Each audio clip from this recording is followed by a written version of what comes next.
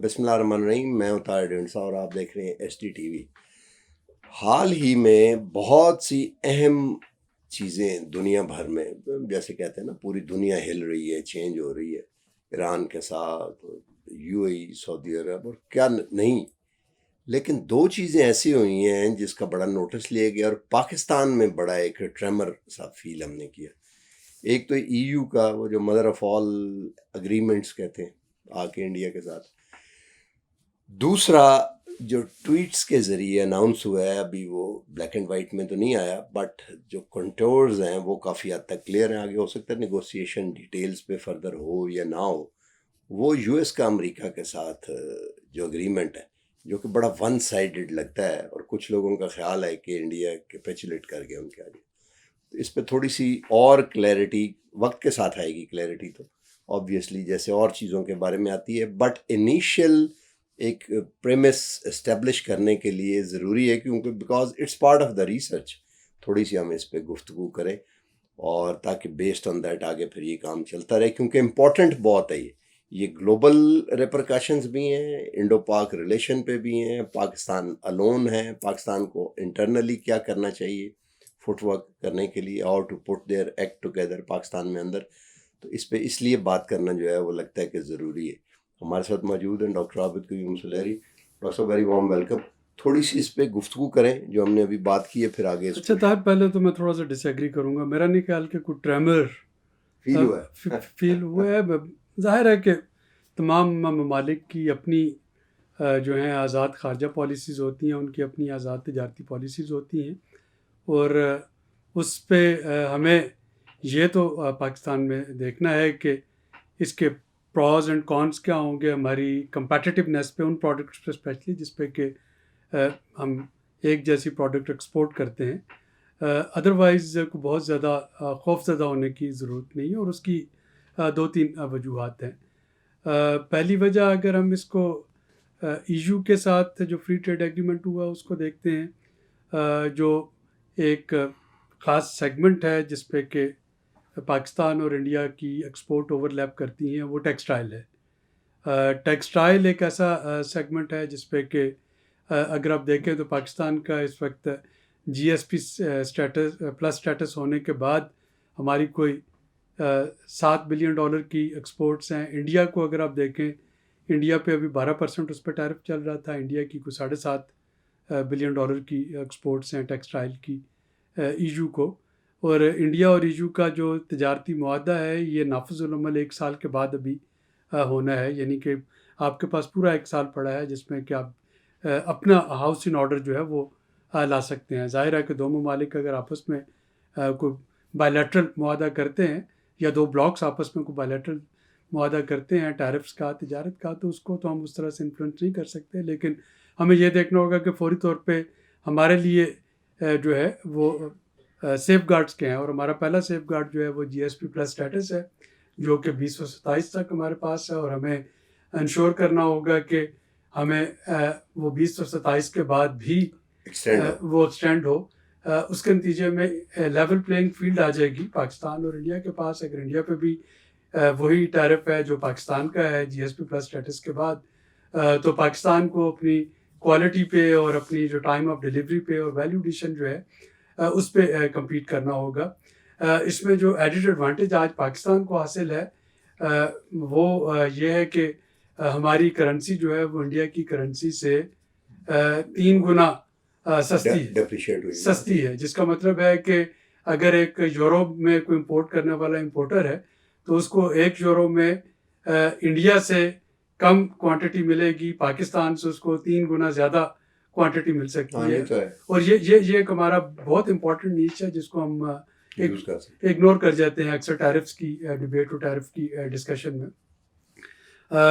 दूसरा, उसमें अगर हम देखते हैं जो इंडिया और USA की ट्रूथ सोशल पे उसकी कुछ चीज़ें आई, मोदी ने भी उस पर जो है अपने ट्विटर के ज़रिए शुक्रिया का किया। लेकिन एक चीज़ जिस पे कि तमाम इंडियन कमेंटेटर और गवर्नमेंट जो है वो साइलेंट है, वो ये है कि डोनाल्ड ट्रंप तो बड़ी बड़ी चीज़ों पे वो क्लेम कर जाते हैं। तो उन्होंने जो 2 क्लेम किए हैं, उन्होंने एक क्लेम तो ये किया है कि जी इंडिया ने जो है वो रजामंदी शो कर दी है कि वो रूस से अपनी जो है ऑयल इंपोर्ट वो बंद कर देंगे। और दूसरा उन्होंने कहा है कि इंडिया जो है वो तमाम तर जो अमेरिकन एक्सपोर्ट होंगी इंपोर्ट्स उन पे जीरो उन पे टैरिफ ज़ीरो कर देगा। ये अगेन इसमें बहुत ज़्यादा इफ्स एंड बट्स हैं। जब पहले ये बात हुई थी, आपको पता है, जब इस पे 25% एडिशनल टैरिफ लगा था, तो उस वक्त इंडियन गवर्नमेंट का ये क्लेम था कि जी रूस से तेल लेना या ना लेना ये हमारी सॉवरेनिटी और ऑटोनमी है, और ये हमारा एक सॉवरेन डिसीजन है जिस पे हम कंप्रोमाइज़ नहीं कर सकते। और जो इस वक्त अमेरिकन एक्सपोर्ट का ज़ीरो होना, तो उसमें देखिए दो तरह की रुकावटें उसमें हायल हैं। पहली आपकी एग्रीकल्चर प्रोडक्ट्स की, इंडिया में आज भी बहुत सी GMO फूड्स जो हैं वो बैन है। इसी तरीके से इंडिया की जो सारी बैन है, हाँ, इंडिया की जो GMO फूड तो सारी बैन है। इंडिया की जो डेयरी प्रोडक्ट्स हैं, डेयरी प्रोडक्ट्स में बहुत सा उनका अमेरिकन जो प्रोडक्ट्स हैं उनमें कम्पीट करती हैं ना, उनमें एनिमल डेरिवेटिव है। Animal dairy. अब बिल्कुल बिल्कुल एक वेजिटेरियन सोसाइटी के लिए, प्रिडोमिनेटली वेजिटेरियन सोसाइटी के लिए जो एनिमल डिराइव्ड डेयरी प्रोडक्ट्स हैं या और ऐसी चीज़ें जिसमें कि उनको नहीं, लेकिन डेयरी प्रोडक्ट तो एनिमल ड्राइव ही होंगे ना। उसमें जो है जो वेजिटेरियन वीगन, जो प्योर वीगन है या प्योर वेजिटेरियन है, बहुत सी ऐसी उसमें चीज़ें शामिल हैं बहुत सी प्रोडक्ट लाइन में जो कि इंडिया में कल्चरली प्रोहिबिटेड होंगी। तो ये जो दोनों फैक्टर हैं, जब तक इस पे कोई फार्मल नेगोशिएशन नहीं होता, मैं नहीं समझता कि आपका कोई ये जो आ गया कि 25% टैरिफ कब से एप्लीकेबल हो जाएगा, ये सुबह होता है, 6 महीने बाद होता है। And knowing Trump, you never know कि वो किस चीज़ पे नाराज़ हो जाए, और ये पाकिस्तान पे भी उतना ही एप्लीकेबल है कि आज वो हम पे नाराज़ हो जाए, पता चले हम पे उन्होंने 70% टैरिफ कर दिया है, कल वो इंडिया से नाराज़ हो जाए। ये बताएं कि क्लैरिटी के लिए आप समझते हैं कि, मतलब मैं अभी मेरे पास इसका जवाब नहीं है, मैं सोच रहा था कि इसको इस तरह भी देखना चाहिए। ये जो अभी 2 हुए हैं, EU और इसका US वाला, आप समझते हैं ये WTO जितना दोहा डेवलपमेंट एजेंडा जितना बड़ा स्टेप है या नहीं है? ये बेसिकली आपकी वो जो थी ग्लोबलाइजेशन और मल्टीलैटरलिज्म, वो तो छुट्टी होगी ना ऑलरेडी। हाँ, वो तो यूनिलैटरल है नहीं, लेकिन ये उतना बड़ा है कि नहीं है। नहीं, आपको उसको यूँ देखना चाहिए कि ये इस वक्त तमाम ममालिक जो हैं बिशमूल EU एज ट्रेडिंग ब्लॉक, अब कोई भी एक ट्रेडिंग पार्टनर पे रिलाई या फोकस नहीं कर रहे। तो अमेरिका का जो अपने इत्तेहादियों और अपने दुश्मनों के साथ जो यकसा रवैया है, उसने EU को पुश किया कि वो इंडिया के साथ फ्री ट्रेड एग्रीमेंट साइन करे, EU को पुश किया कि वो साउथ अमेरिकन ब्लॉक जो है उनके साथ वो करे। और मैं आपसे पूछ रहा हूँ WTO की छुट्टी हुई है कि नहीं? मैं उसी पे आ रहा हूँ। और उसी ने जो है इस वक्त EU को पुश किया कि वो चाइना के साथ नेगोशिएट करना शुरू करे, कनाडा को पुश किया कि वो चाइना के साथ नेगोशिएट करना शुरू करे। अब आपके पास 2 स्कूल ऑफ थॉट आ गए। एक स्कूल ऑफ थॉट वो है जो कि अमेरिकन स्कूल ऑफ थॉट है करंट एडमिनिस्ट्रेशन का, जिसमें कि रूल्स और रेगुलेशंस और जो आपके प्रेसिडेंसीज हैं ये कोई वैल्यू नहीं रखते और ये रातों रात चेंज हो सकते हैं। तो ये एक है। फिर आप इसका अल्टरनेटिव जब आप ढूंढते हैं तो उस अल्टरनेटिव को जाहिर है कि किसी ट्रेड रिजीम में, रेगुलेटेड ट्रेड रिजीम में रह के वो अल्टरनेटिव्स आने हैं। यानी अगर अब पूरी दुनिया इस वक्त जो है वो अपने आप को अमेरिका से सेफ गार्ड करना चाह रही है, ट्रम्प के प्रेडेटर है, अनप्रेडिक्टेबल बिहेवियर है ना। नहीं, प्रेडेटर नहीं है, अनप्रेडिक्टेबल बिहेवियर है इसका। तो पूरी दुनिया अगर उस किसी प्रेडिक्टेबिलिटी में जाना चाह रही है तो प्रेडिक्टेबिलिटी रूल्स एंड रेगुलेशन में है, और वो रूल्स एंड रेगुलेशन ये तो अभी चेंज हो रहा है। जब एक दफा चल पड़ेगा तो फिर तो ये प्रेडिक्टिव चल पड़ेगा। ये ऐसा नहीं होगा, ऐसा नहीं होगा। अदरवाइज तो फिर पूरी दुनिया के लिए बड़ा आसान है। अच्छा, आप ये कह रहे हैं कि जी ये भी चलने दें और ये भी चलने दें, ये कह रहे हैं? मैं ये कह रहा हूँ कि WTO भी चलता रहेगा और ये भी चलता रहेगा। जाहिर है कि ये बिल्कुल यूनाइटेड नेशन की तरह है। जैसे यूनाइटेड नेशन में हमें पता है कि वीटो पावर्स हैं 5 और वो चीज़ें नहीं मानती। ये वीटो पावर ही है, वो नहीं मानती। लेकिन इसका यह मतलब नहीं है कि यूएन नहीं चल रही, यहाँ पे मानती है वहाँ पे यूएन चल रही है।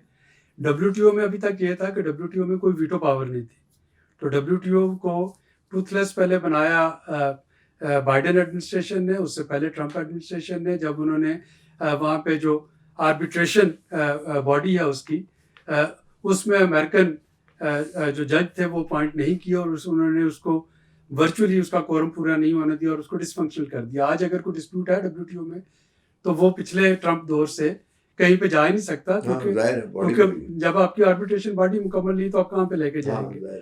लेकिन जैसे यूएन में है कि बहुत से जो ममालिक यूएन को मानते हैं उन पे यूएन का जोर चलता है, जो नहीं मानता उस पर जोर नहीं चलता। तो डब्ल्यूटीओ में भी यही है कि जिससे predictable trade bound rule bound trade करनी है वो डब्ल्यूटीओ एम्बिएंट पे कर लेगा उस अम्ब्रेला के अंडर, जिसने नहीं करनी है वो अमेरिकन जो एटीट्यूड है वो अपना लेगा। लेकिन अगर ये फ्री ट्रेड एग्रीमेंट साइन हो रहे हैं, ईयू कर रही है या इंडिया कर रहा है या यूके कर रहा है या कनाडा कर रहा है, तो ये बुनियादी तौर पे दोबारा उस रूल बेस्ड ट्रेड करने की कोशिश है कि अच्छा जी बाकी ममालिक के साथ तो हमारी ये टैरिफ हैं जो MFN जिसको हम कहते हैं मोस्ट फेवर्ड नेशन स्टेटस, जिसमें कि सारी नेशन के लिए एक जैसा टैरिफ होता है, और ये मुल्क वो हैं जिनके साथ फ्री ट्रेड एग्रीमेंट है, इनके साथ हम MFN ट्रीटमेंट नहीं करेंगे, इनको हम प्रेफरेंशियल ट्रीटमेंट दे रहे हैं।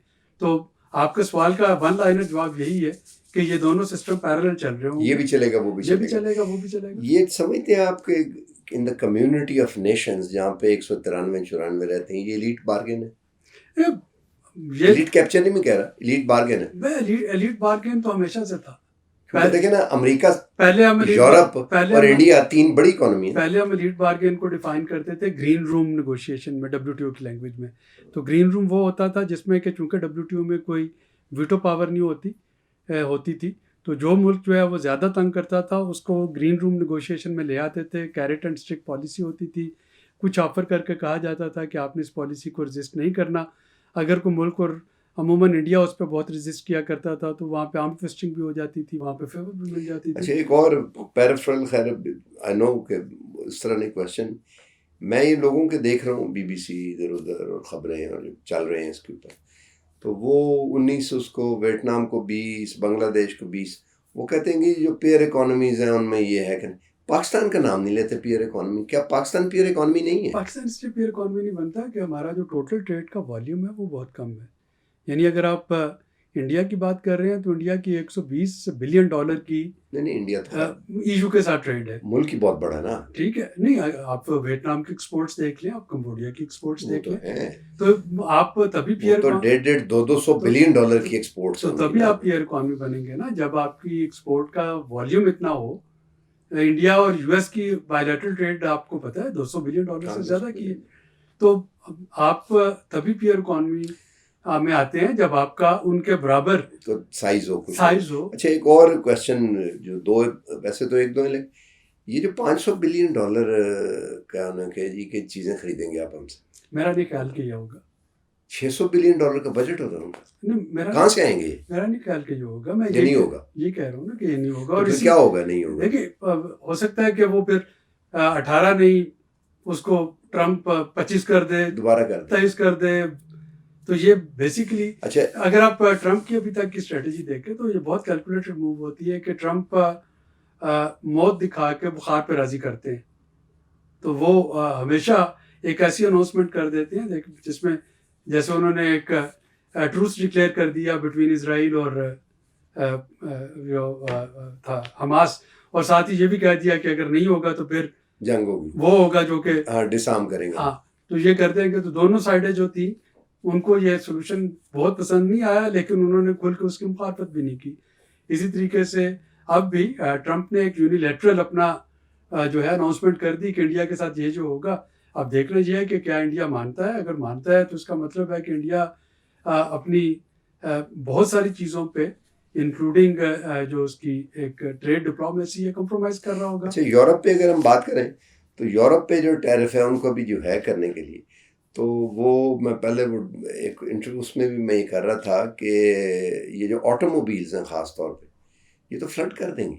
और दूसरी जो वाइन्स एंड विस्कीज़ हैं, फ्रेंच या वाइन, वो तो इंडिया में बेशक ठहरा पीते रहे, लेकिन ये तो फ्लड कर देंगे इंडिया को। नहीं, लेकिन इसमें देखिए ना, इसमें होगा क्या, इसमें चूंकि वो 1.45 बिलियन कंज्यूमर की वो इकॉनमी है, उसमें अगर आपका 25% नहीं, सेगमेंट लेकिन भी अगर 2.5 लाख गाड़ियां इज द लिमिट 25% है। देखिए 25% सेगमेंट जो है, अगर वो भी अफोर्ड करने वाले लेवल में आता है, तो ये कंपटीशन में जाके कोई बहुत नहीं, लेकिन ज्यादा करंट अकाउंट पे तो रिफ्लेक्ट होगी ना।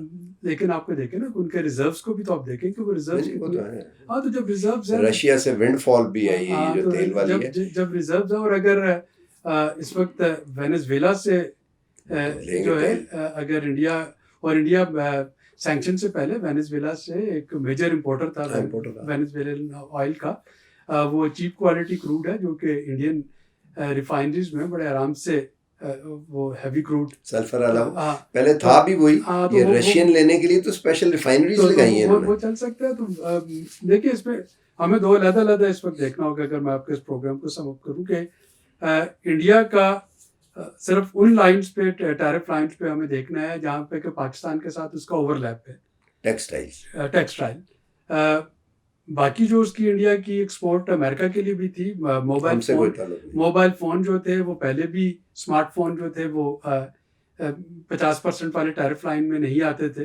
डिवाइसेस जो थी वो उसमें, इलेक्ट्रॉनिक डिवाइसेस उसमें नहीं आ रही थी।